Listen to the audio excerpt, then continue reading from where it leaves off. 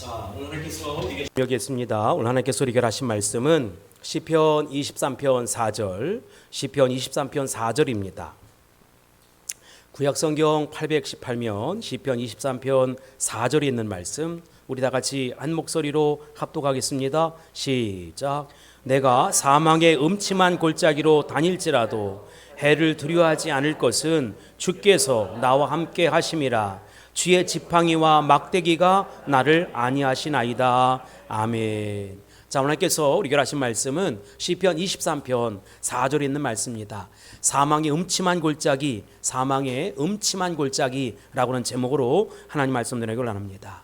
하나님이 우리에게 허락하신 시간, 열정, 가진 물질, 지식과 재능, 영향력 등은 극히 제한적입니다.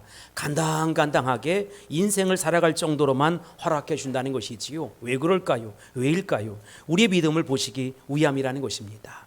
하나님은 제한이 있는 조건과 상황을 허락해 주셔서 우리의 믿음을 점검해 보신다는 것이지요. 우리가 과감하게 포기하는 것을 통해서 우리가 도대체 무엇에 집중하시는지를 바라보고 있다는 것입니다. 사람들은 믿음을 어렵게 생각하는데 신앙생활이라고 하는 것은 복잡한 것이 아닙니다. 이 선택의 승리가 바로 믿음의 승리인 것입니다. 우리는 시편 23편을 연속해서 자세히 살펴보고 있는데 시편 23편은 다윗이 영감 어린 글에서 나온 가장 사랑받는 노래라 이렇게 이야기하는데 의의가 없습니다. 구약 성경을 통틀어서 가장 유명하고 아름다운 이 걸작품은 수많은 사람들의 가슴을 울리기도 하고 적시기도 하고 유리해 주었다는 것입니다. 그래서 찰스 스펄전 목사님은 시편 23편은 시편의 진주다 이렇게 칭하기도 했어요. 그리고 어떤 역사가는 이 시편에 대해서 아주 멋진 평가의 글을 남겼습니다. 그것은 낙담한 자들의 군대에 용기라는 노래를 불러주었고, 아이들과 토굴 감옥에 갇힌 포로들과 쓰라린 슬픔에 빠진 과부들과 외로운 고아들의 마음에 향유와 위로를 보여주었다. 죽어가는 군인들은 이 시편을 들으면서 보다 평안한 죽음을 맞이했고, 송장처럼 창백한 병원의 환자들은 밝은 빛으로 빛났다. 이 시편은 죄수를 찾아가 묶인 사슬을 깨뜨려 주었고, 베드로의 천사처럼 상상 속에서 그를 인도해 집으로 돌아가도록 노래를 불러주었다. 그것을 통해서 죽어가는 그리스도인의 노예는 그의 주인보다 더 자유로울 수 있었다 이렇게 표현했습니다. 이제 우리가 오늘 살펴볼 말씀은 4절의 말씀입니다. 우리 다시 한번 읽어보겠습니다. 4절입니다. 시작. 내가 사망의 음침한 골짜기로 다닐지라도 해를 두려워하지 않을 것은 주께서 나와 함께 하심이라. 주의 지팡이와 막대기가 나를 안위하시나이다. 아멘. 여러분, 이것을 히브리 원문 성경에서 4절 말씀을 제가 직접 직역해 보겠습니다. 그 말씀은 이렇습니다. 심지어 내가 깊은 어둠의 골짜기 속에서 걸어간다 할지라도 나는 재앙을 겁내지 아니할 것입니다. 왜냐하면 바로 당신이 나와 함께 하실 것이기 때문입니다. 당신의 한 막대기와 한 지팡이, 그것들이 나에게는 위로가 됩니다. 이런 고백입니다. 다윗이 말하고 있는 사망의 음침한 골짜기 혹은 사망의 그림자가 진 골짜기 혹은 칠흑같이 어둡고 험한한 골짜기는 분명 우리 인생길에서 겪게 되는 역경과 고난, 아픔, 괴로움 이런 것들을 의미하기도 하고 그런 시절을 나타내기도 합니다. 우리는 시편 23편을 아름다운 동요로만 부를 수 없는 것으로 잘 알고 있어요. 우리는 본 시편이 인생이 도대체 무엇인지를 알지 못하고 모든 일이 아름답게만 보이는 어린아이들의 입에서 나온 동요가 아니다라고 하는 것쯤은 다 알고 있습니다. 어떤 분은 본 시편을 다윗이 젊은 시절에 지었다라고 얘기하는데 저는 개인적으로 동의하지 않습니다. 그 입장을 받아들이지 않습니다. 왜냐? 단 6절밖에 되지 않는 짧은 시편이지만 시편 23편은 파란만장한 인생, 구절양장 같은 인생을 살아본 사람만 알 수 있는 아주 심오한 진리가 그 속에 담겨져 있다는 것입니다. 그래서 이 시편은 적어도 다윗의 중년기 이후 또는 말년에 지었을 것이다 라고 하는 학자들의 입장에 저는 동일합니다. 우선 우리가 살펴보려고 하는 것은 도대체 사망의 음침한 골짜기 골짜기 뭐냐, 이 배경에 대해서 이야기하고 싶은 거예요. 레리 헤어라고 하는 고고학자가 쓴 글을 보니까 사망의 음침한 골짜기가 무엇인지를 아주 정확히 설명해 놓았어요.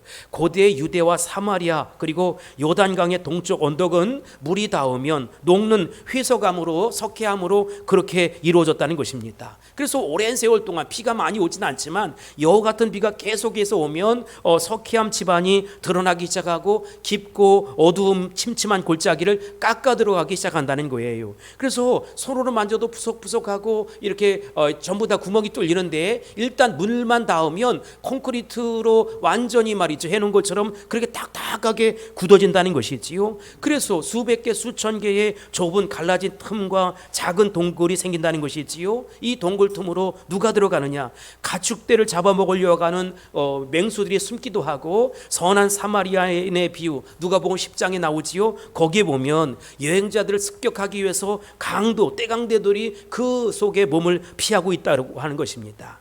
이처럼 사망의 음침한 골짜기라고 하는 것은 다윗이 목자로서 양을 치던 시절이나 도망자 시절에 지나가곤 했던 아주 가파르고 위험천만하고 죽음이 맞닿은 그런 지점이라는 것입니다. 양떼들은 늑대나 들짐승의 소리가 들리고 짙은 그림자가 덮여있는 협곡을 지나가는 것을 절대로 좋아하지 않았다는 것입니다. 하지만 그러한 협곡을 지나가야만 그들에게 예비되고 준비된 푸른 초장 실만한 물가가 나오기 때문에 어쩔 수 없이 죽음을 무릅쓰고 갈 수밖에 없는, 그것이 바로 사망의 음침한 골짜기라는 것이지요.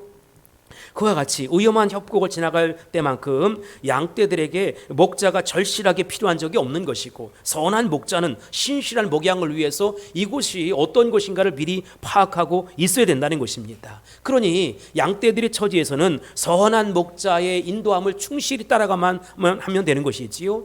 다윗이 고백하기를 4절에 보면 내가 사망의 음침한 골짜기로 다닐지라도 해를 두려워하지 않을 것은, 왜 해를 두려워하지 않습니까? 주께서 나와 함께 하심이라. 할렐루야. 그런데 주께서 함께 하실 뿐만 아니라 뭐가 있습니까? 주의 지팡이와 막대기가 나를 안위한다는 것입니다. 선한 목자가 함께 하시기에 그 사망의 음침한 골짜기를 지나갈 수 있는 것이 있지요. 목자는 안전한 길로 인도해 줄 뿐만 아니라 들짐승의 공격에서도 양떼들을 능히 보호하고 지켜줄 것이라는 것입니다. 사무엘상 17장에 보면 34절 35절에 보면 목동 다윗은 사울왕 앞에서 자신이 어떻게 양떼를 위험해서 구출해냈는지를 지금 고백한 바가 있어요. 사무엘상 17장 34절 35절 보겠습니다. 시작. 다윗이 사울에게 말하되 주의 종이 아버지의 양을 지킬 때에 사자나 곰이 와서 양떼에서 새끼를 물어가면 내가 따라가서 그것을 치고 그 입에서 새끼를 건져내었고 그것이 일어나 나를 해하고자 하면 내가 그 수염을 잡고 그것을 쳐 죽였나이다. 아멘. 여러분, 그와 같이 선한 목자가 함께하기 때문에 사망의 음침한 깊은 협곡을 안심하고 양들은 지나갈 수 있는 것이지요. 그래서 양은 해로움이라든지 재앙을 전혀 두려워하지 않는다는 것입니다. 목자가 함께하기 때문이라는 것이지요. 선한 목자는 하나님 말씀 없인 하루도 우리가 살 수 없도록 우리를 푸른 초장 실만한 물가로 인도하는 것입니다.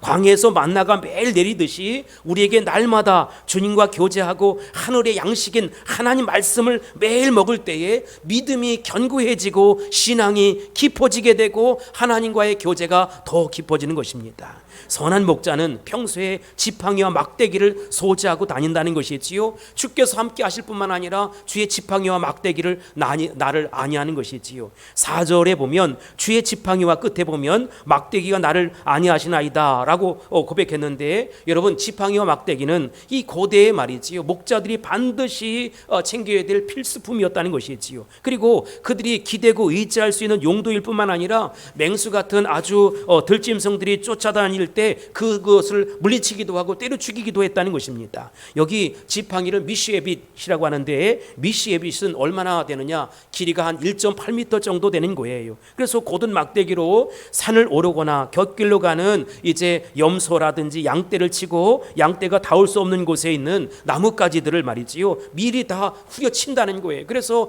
잘 갈 수 있도록, 그게 바로 뭐냐, 미시에빗 지팡이라는 것입니다. 막대기는 뭐냐, 쉐베트 사이즈라고 하는데 한 80cm, 0.8m 정도 길이의 떡갈나무 막대기로 만들었다는 것이지요. 한쪽 곳이 약간 둥글고 부풀게 한 모양인데 이것을 허리 끝에 사는 거예요. 그래서 이제 그것이 필요할 때가 언제입니까? 여러분, 외부에서 들짐승들이 막 달려들 때, 노략질하려고 할 때 어떻게 합니까? 이 막대기를 사용하는 것이지요. 이처럼 목자는 지팡이와 막대기를 통해서 엇나가는 양들을 바로 끄집어내고 바른 길로 돌아가게 할 뿐만 아니라 양을 해코지하고자 하는 모든 들짐승들을 막고 보호하는 그런 역할을 막대기와 지팡이가 함께 한다는 것입니다. 그래서 4절 하반절에 보면 주의 지팡이와 막대기를 어떻게 합니까? 나를 안위해 주는 것입니다. 여러분, 제자들은 바다 위에서 예수님을 기다리고 있었어요.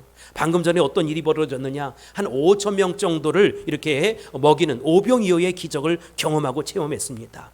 이 멋진 사역을 감당하고 난 이후에 여러분 얼마나 피곤했을까요? 휴식을 가져야 마땅한 시간임에도 불구하고 불행히도 그들이 가는 길에는 폭풍우가 막 치기 시작했습니다. 게다가 예수님이 함께 하시지 않으니까 어디로 가야 할지, 도대체 어떻게 될지 그 상황을 모르는 것이지요. 이것이 우리의 현실입니다. 오병이어의 축복을 맛보는 기쁨의 시간도 있지만 한편으로는 내 인생 속에 비바람이 불기도 하고 폭풍우를 맞는 순간이 있다는 것입니다.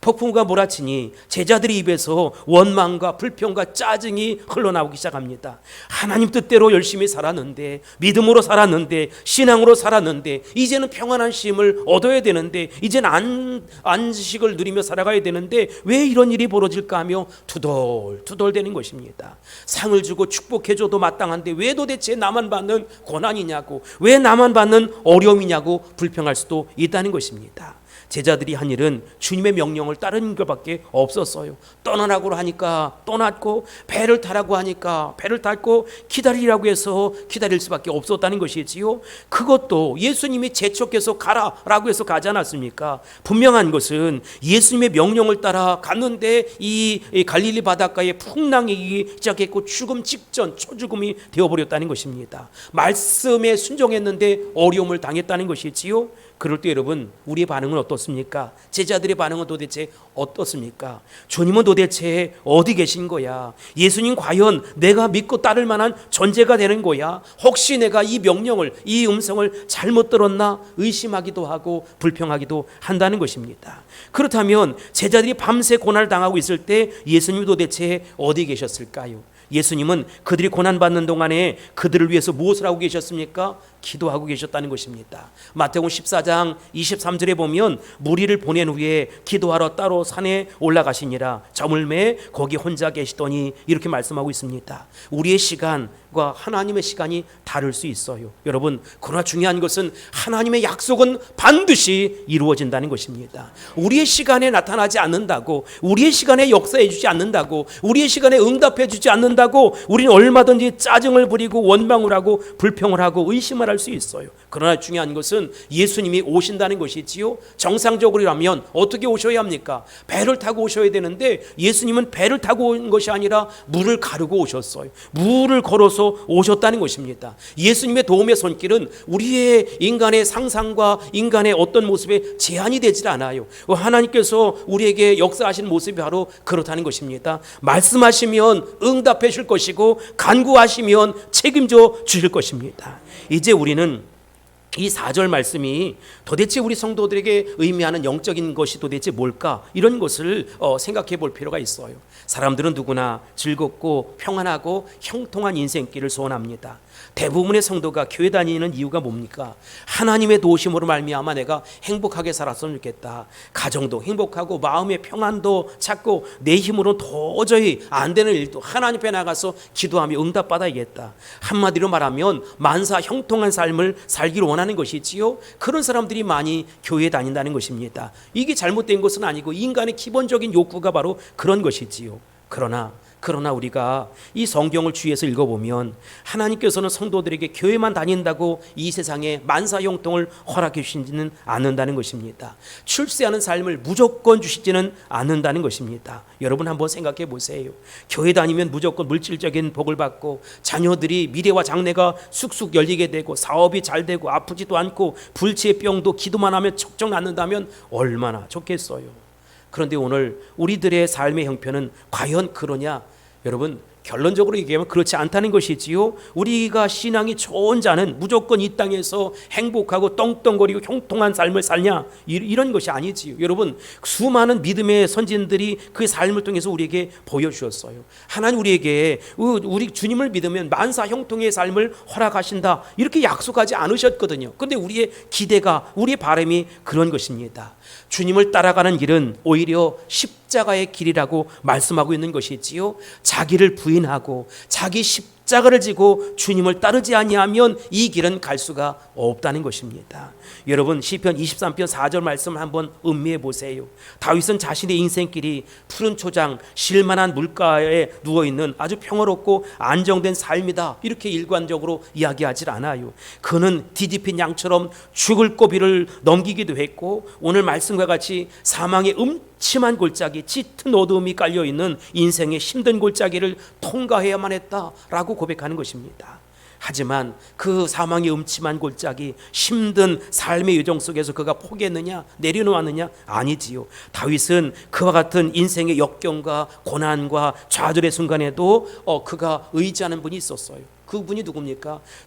주님이 나의 목자가 되어주신다는 것입니다. 나는 힘들고 어렵게 이렇게 살아가지만, 하루하루 예측불허의 삶을 살아가지만, 언제 사울에게 잡혀 죽을지 모르겠지만 분명한 것은 주의 지팡이와 막대기가 나를 안위할 거라는 것입니다. 그래서 해로움을 받지 않을 것이고, 내가 그래서 두렵지 않고 떨리지 않고 그것을 무서워하지 않는다고 고백하는 것입니다. 다윗의 인생을 한번 생각해 보세요. 그런 어린 10대 소년 시절에 하나님의 선택함을 받았어요. 차기 왕, 이제 사울을 대신해서 차기 왕이 될 것이다, 기름 부음을 받지 않았습니까? 사무엘 선지자가 기름 부음 받을 때 그에겐 성령 충만함이 임했습니다. 얼마나 신나고 놀라운 일입니까? 아마 다윗의 삶엔 희열이 넘쳤을 거예요. 하지만 성령의 기름 부음을 받았다고 모든 인생이 다 순조롭고 평탄했느냐? 그건 아니지요. 우리가 잘 아는 대로 다윗은 기름 부음을 받고 철저하게, 여러분, 그 한 십몇 년을 고생했어요. 30세까지 십수년간을 도망자의 신세로 살 수밖에 없었다. 근데 여러분, 도망자의 신세가 되었던 그곳이 결국은 유대 광야였지만 하나님께서 그곳에서 그를 훈련시켰고 연단시켰다는 것입니다. 사울왕은 장인이면서도 다윗을 시기하고 질투해요. 그래서 정사를 제쳐놓고 수천의 군사들을 거니면서 어떻게 하든지 다윗을 잡아서 죽이려고 쫓아다닙니다.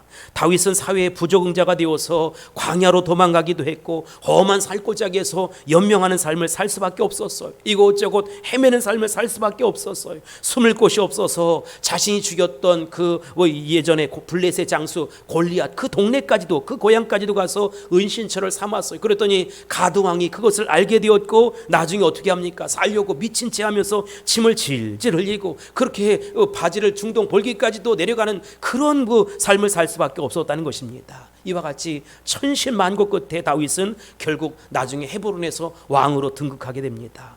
자신을 괴롭혔던 모든 원수가 죽거나 굴복되었을 때 다윗은 뭐라고 고백합니까? 시편 18편 1절에 보면 나의 힘이신 여호와여, 내가 주를 사랑하나이다 라고 고백합니다. 여러분, 결국은 그가 믿음이 이긴 것이고 신앙이 이긴 것이고, 결국 주님을 의지했기 때문에 40년의 태평생들을 이루며 왕으로서 나라를 다스릴 수 있었고 통일의 왕국을 이룰 수 있었다는 것입니다.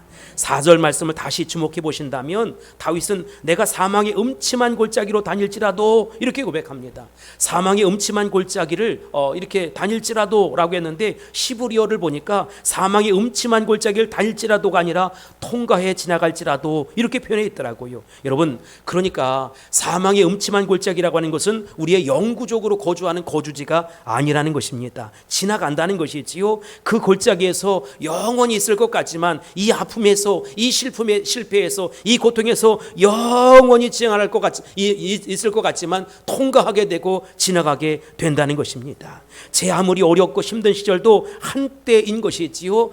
지나가게 되는 것입니다. 다 지나가게 되는 것입니다. 역경이 있습니까? 고난이 있습니까? 아픔이 있습니까? 영원히 빠져나오지 못할 것 같은 고통과 아픔, 이런 것은 여러분 나만 느끼는 것이 아니라 연약한 믿음 때문에, 인간의 연약함 때문에 느끼는 거예요.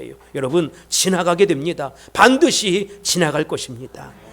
남자들은 뭐 여자들도 그렇지만 군대에 가잖아요. 군대 가기 전에 그들을 사용하려고 어떻게 해요? 훈련소에서 이제 훈련을 합니다. 그리고 어느 정도 훈련이 되었을 때 자대 배치를 받게 되고, 자대 배치를 받아서 또 이렇게 훈련을 하고 이제 군인으로서 임받는 것이지요. 그런데 여러분, 그때는 이병, 일병, 상병, 병장 뭐 이렇게 되기도 하지만 여러분, 그 제대할 날짜를 하루하루 손꼽아 기다리는 거예요. 국방부 시간은 지나가는데 왜 이렇게 안 가는지 알 수 없어. 영원히 내가 이곳에 있을 것만 같고 영원히 이렇게 쫄병, 쫄따기의 모습으로 있을 것만 같아요. 그런데 여러분, 제대를 하고 나오면, 전역을 하고 나오면 그때가 참 좋았다 이렇게 얘기하는 사람도 있고, 그저 인생에 있어서 한 뼘의 세월도 지나지 않는다라고 고백하는 것입니다. 그렇습니다. 우리가 당하는 여러 가지 인생의 고난과 환난과 역경의 시계도 영원하지 않다는 것이지요. 끝이 없는 것처럼 보일지라도 끝이 없는 것처럼 보이게 하는 것은 마귀의 역사요. 결국은 지나가게 됩니다. 다 지나가게 됩니다. 일정한 때와 시간이 시기가 있을 뿐이지 지나가게 된다는 것입니다.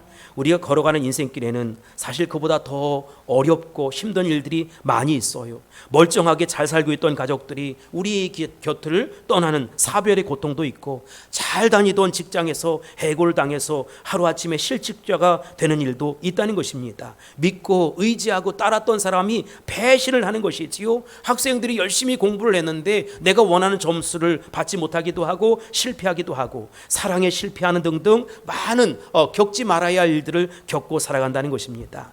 사실 우리가 걸어가는 인생길은 밝고 화창한 날보다는 어둡고 정말로 썰렁할 때가 많이 있는 것이지요. 여러분, 너무너무 좋아서 웃을 때보다는 우울하고 정말로 숨을 쉴 수 없을 정도로 그렇게 인상을 쓰면서 살아갈 때가 더 많은 것 같아요. 하지만 오늘 다윗은 무엇이라고 고백하고 있습니까? 인생의 여러 가지 고통과 관고의 쓴 잔을 누구보다도 많이 마셨던 다윗이 고백하기를 사망의 음침한 골짜기를 지나가는 것입니다. 자신의 해 혹은 악을 두려워하지 않는 것은 주께서 나와 함께 하시기 때문이라는 것입니다. 내가 고난의 밤을 만났습니까? 역경의 밤을 만나갔습니까? 지나가게 될 것입니다. 그 속에서 넘어지기도 하고 쓰러지기도 하고 시험에 들어서 정말 말로 안 되는 그 아픔 속에 살아가지만 여러분, 망하지 않을 것입니다. 반드시 우리 주님이 함께 해줄 것입니다. 우리가 어떻게 넘기느냐에 따라서 전화위복의 기회가 되어서 역경과 위기는 반드시 은혜와 축복의 기회로 그렇게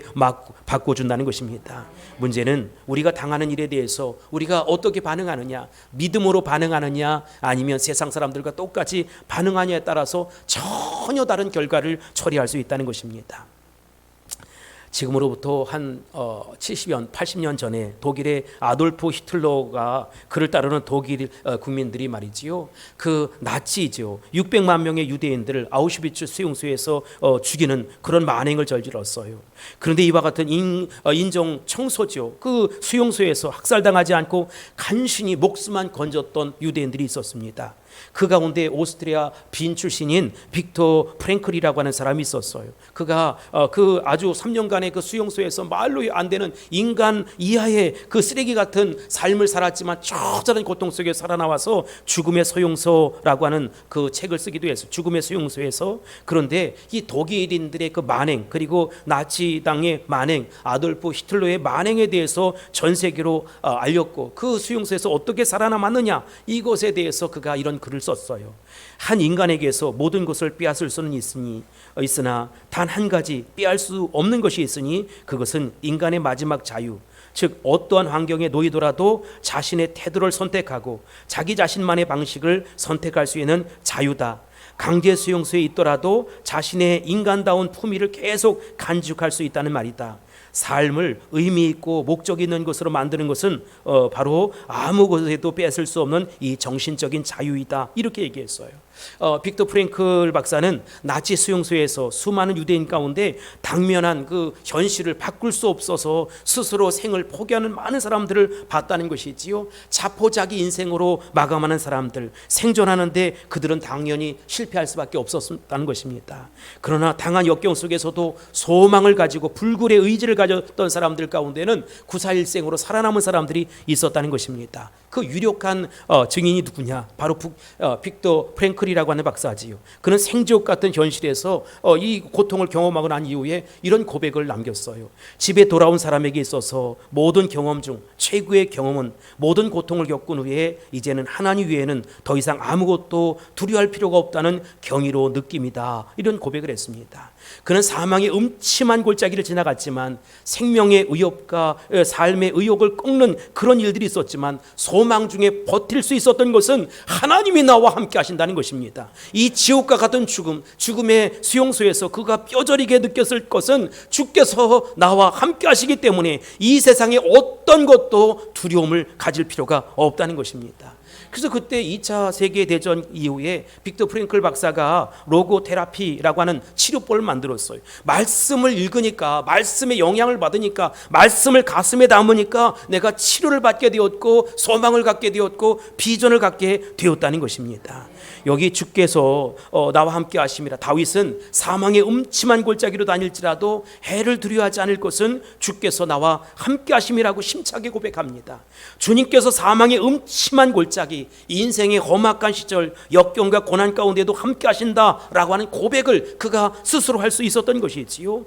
한때 여러분, 많은 사람들이 읽고 회자되었던 모래 위의 발자국이라는 신앙시가 있어요. 이 신앙시를 한번 읽어보겠습니다. 어느 날 밤 나는 꿈을 꾸었네. 주님과 함께 바닷가를 거니는 꿈을. 하늘을 가로질러 빛이 임한 그 바닷가. 난 모래 위에 두 발짝의 발자국을 보았네. 한 짝은 내 것, 또 한 짝은 주님의 것. 거기서 내 인생의 장면을 보았네. 마지막 내 발자국이 멈춘 곳에서 내 삶의 길을 돌이켜 보았네. 내 삶의 길, 그곳엔 오직 한 짝의 발자국만 있었네. 그때는 내 인생에 가장 비참하고 슬픈 계절이었네. 나는 의아해서 주님께 물었네. 제가 주님을 따기로 했을 때 주님은 저와 함께 있겠다고 약속하셨지요. 그러나 보십시오. 제가 주님을 가장 필요로 했을 때 그때 거기에는 한 짝의 발자국밖에 없었습니다. 주님은 왜 저를 떠나셨는지요?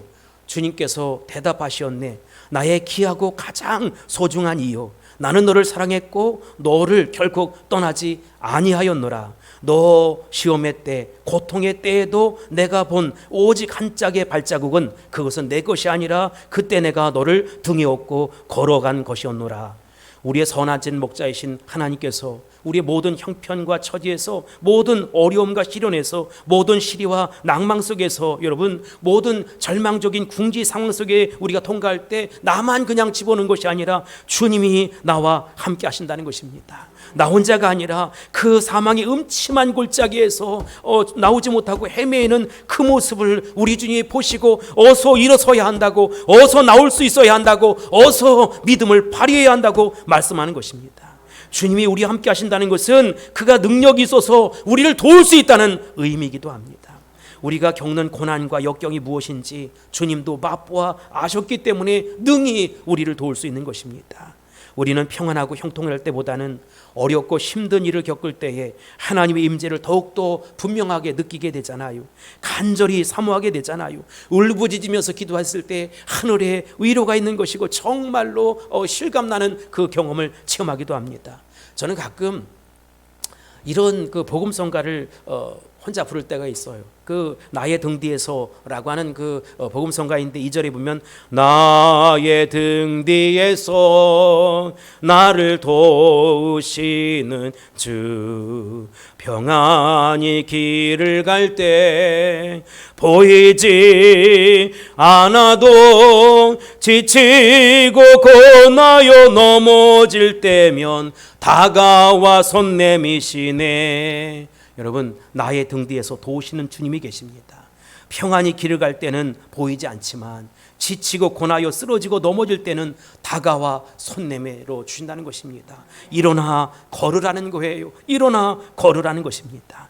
다윗이 고백하는 대로 그러한 환난의 때, 공경의 때 하나님의 말씀이 나를 위로할 뿐만 아니라 주의 지팡이와 막대기가 나를 안위해 준다는 것입니다. 그래서 우리는 힘을 내야 하는 것이고 주님이 나와 함께 하기 때문에 우리는 힘을 더 내야 한다는 것입니다. 이제 이야기를 하나 하고 설교를 마무리하고 마무리하려고 하는데 독일에서 오랫동안 공부를 해서 신학박사 학위를 받고 귀국했지만 이제는 그 중국에 말이죠, 나환자촌에 가서 사역하는 그 김요석 선교사님이 계세요. 그 선교사님이 독일에서 공부할 때 모두에게 존경받는 한 그 노 교수님이 계셨어요. 아주 인품도 좋으시고 학문적으로도 뛰어나시고 대단히 성과를 거두신 그런 분이었는데, 특별히 그 교수님은 외국어가 아주 탁월해서 한 10개국 정도의 나라에 그 구어를 할 정도로 아주 실력 있는 그런 분이었습니다. 특별히 그 히브리어 원전을 그대로 읽을 수 있을 정도로 그 아주 대단한 분이었는데, 이 시편 23편을 눈을 감고 리듬에 맞추어서 암송하는 것을 보면 너무나 듣기 좋았고 감동이 되었다는 것입니다. 하루는 그 학생이었던 이 김 선교사님이 그 교수님에게 어떻게 그렇게 히브리어에 능통할 수 있었습니까? 라고 여쭤봤더니 그 교수님은 아주 자상하게 자신의 일상의 이 이야기를 들려줍니다.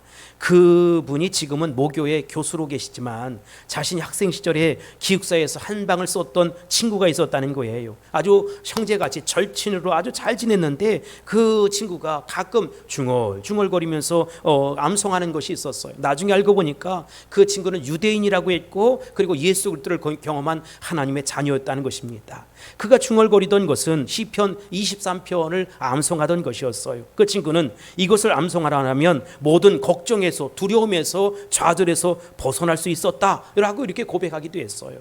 그래서 그때부터 자기도 친구와 함께 이 시편 23편을 히브리어로 암송하기 시작했습니다. 그런데 2차 대전이 터지고 나치 비밀 경찰들이 이 친구에게까지 손을 뻗치기 시작했어요. 그는 얼마 동안 숨어 지내다가 결국은 나치에게 잡혀서 전쟁터로 갈 수밖에 없었다는 것입니다. 잡혀가는 날 교수님은 그 소식을 듣고 친구가 탄 트럭을 따라가면서 친구의 얼굴을 조금이라도, 한 번이라도 더 보려고 자전거 페달을 힘차게 밟았습니다. 온 힘을 다해서 밟았습니다. 이 유대인 친구는 바로 그때 시편 23편을 평소와 같이 암송하고 있었다는 것이지요. 그의 얼굴에는 아무런 두려움도 걱정도 없고 그냥 손을 흔들면서 친구에게 작별 인사를 하더라는 것입니다. 그때 친구는 교수가 된 이 친구가 같이 말이지요. 그도 이렇게 보내면서 시편 23편을 히브리어로 소리를 질러 암송했다는 거예요. 오늘 4절에 보면 내가 사망의 음침한 골짜기로 다닐지라도 해를 두려워하지 않을 것은 주께서 나와 함께 하심이라. 주의 지팡이와 막대기가 나를 안위하시나이다. 캄카엘렉 베렉 차마벳 로이라 라키 타임마디 시브렉 테카 우시미안 테카 엠마 에나 하무미. 교수님은 울면서 친구를 떠나보냈습니다. 전쟁이 계속될수록 전세가 독일군에게 악화되자 이 교수님은 독일군에 이제 징집이 돼요. 전쟁터로 그도 나갈 수밖에 없었습니다.